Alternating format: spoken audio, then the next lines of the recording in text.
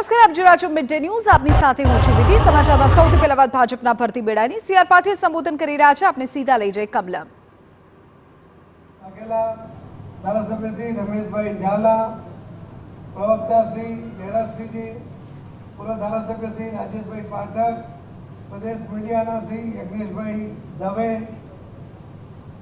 અને આજે જે જોડાવાના છે કે જે હજુ રાજ્યસભાના સભ્ય એપ્રિલ સુધી ચાલુ છે પણ પરવા કર્યા વગર ભારતીય જનતા પાર્ટીમાં જોડાઈ રહ્યા છે એવા શ્રી નારાયણભાઈ રાઠવા, શ્રી સંગ્રામસિંહ રાઠવા, એપીએમસીના ચેરમેન, નગરપાલિકાના પ્રમુખ શ્રી ધર્મેન્દ્રભાઈ પટેલ, વિધાનસભાના ઉમેદવાર શ્રી ધમાભાઈ,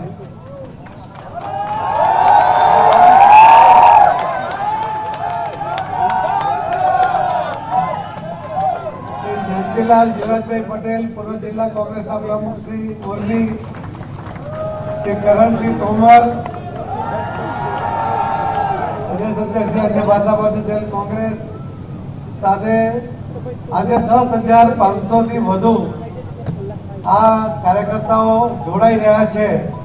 મને લાગે છે કે આપણા દેશના ઇતિહાસમાં કોઈ પાર્ટી છોડીને મોદી સાહેબના વિચારોમાં વિશ્વાસ કરીને, એમને ગેરંટીમાં વિશ્વાસ કરીને એક સાથે 10,500 લોકો ભારતીય જનતા પાર્ટીમાં જોડાતા હોય એ ગુજરાત અને દેશમાં તમે આજે ઇતિહાસ રચ્યો છે. એના માટે આપ સૌને ખૂબ ખૂબ અભિનંદન પણ આપું છું. મિત્રો, આપ સૌને આવકારતા આનંદ પણ થાય છે કે આપ સૌ કોઈ રાજકીય પાર્ટીના કાર્યકર્તા તરીકે વર્ષોથી પાર્ટી સાથે જોડાયેલા હતા. આપણે મનમાં ઈચ્છા હતી કે લોકોના કામ થાય, પરંતુ પાર્ટી દિશાવિહીન થતી હોય લાગ્યું. નેતૃત્વ એ દિશા ભૂલીને પાર્ટીને સાચવવાને બદલે કોઈ અલગ દિશામાં આગળ વધતું હોય એવું લાગ્યું.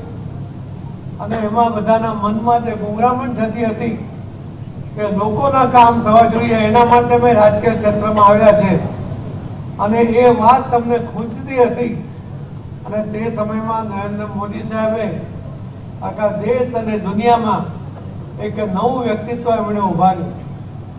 આ દિન સુધી કોઈ રાજકીય પાર્ટીના આગેવાન ઉપર કોઈ વિશ્વાસ કરતો નહોતો. આપણા પહેલા દેશ અને દુનિયામાં એક પહેલા પ્રધાનમંત્રી છે, એક રાજકીય પક્ષના નેતા છે કે જેમના ઉપર આખા દેશ અને દુનિયાને વિશ્વાસ છે કે મોદીની ગેરંટી એટલે આખી ગેરંટી. કેવી ગેરંટી? આખી ગેરંટી. મોટા મોટા દેશના જે રાષ્ટ્રપતિ છે એમણે પણ પોતે નિવેદન કર્યું છે કે મોદીની ગેરંટી એટલે પથ્થર પર લખીશ. એટલે આવી વિશ્વસનીયતા મેળવી એ રાજકીય જીવનમાં ખૂબ મહત્વની હોય છે અને ખૂબ અઘરી પણ હોય છે.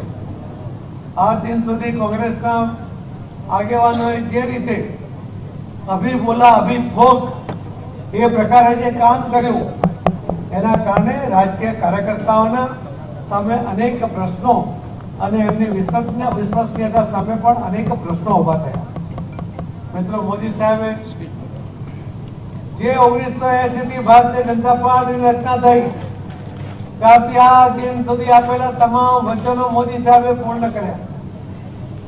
મેનિફેસ્ટોમાં ભારતીય જનતા પાર્ટી જયારે રામ મંદિરનો પહેલો મુદ્દો લખતી હતી ત્યારે ભારતીય જનતા પાર્ટીને કાર્યકર્તા તરીકે અમને પણ શંકા હતી કે ક્યારે મંદિર બંધાશે.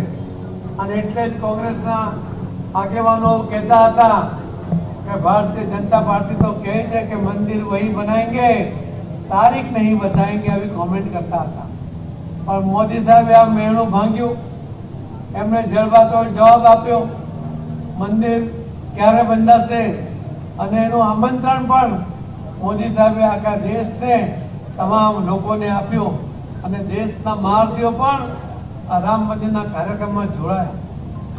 એમણે આપેલું વચન ફક્ત એમણે મંદિર નથી બનાવ્યું, કારણ કે આપણે સૌ રામને ભગવાન માનીએ છીએ, પણ સાથે સાથે ભગવાન રામ અયોધ્યાના રાજા પણ હતા. એમનું જે મંદિર બનાવવું, એટલે એમને બંને રીતે ધ્યાનમાં રાખવાની વાત હતી. એ ભગવાન માટેનું મંદિર છે ને રાજા માટે રહેવાનું સ્થળ એનો મહેલ છે. એનો સમન્વય કરીને એક ભવ્ય વાસ્તુ નિર્માણ કરવું પડે, જે મોદી સાહેબે કર્યું. સુપ્રીમ કોર્ટના ઓર્ડર પછી સીધું કામ કરવાને બદલે તમામ રાજકીય પાર્ટીના આગેવાનોને બોલાવીને ચર્ચા કરી અને શાંતિપૂર્ણ રીતે 400 વર્ષથી ચાલતા રામ મંદિર બનાવવાના આંદોલનને મોદી સાહેબે મૂર્તિબંધ સ્વરૂપ ખૂબ શાંતિપૂર્વક આપ્યું. એક પથ્થરમારો નહીં થયો, કોઈ ખૂનામરકી નહીં થઈ. 400 વર્ષ સુધી એક મંદિર નિર્માણ માટે કોઈ આંદોલન કર્યું હોય એ આ દેશનો પહેલો બનાવ છે. અને આંદોલન સફળ થયું હોય એ પણ મોદી સાહેબને કારણે પહેલો બનાવ છે. એના માટે મોદી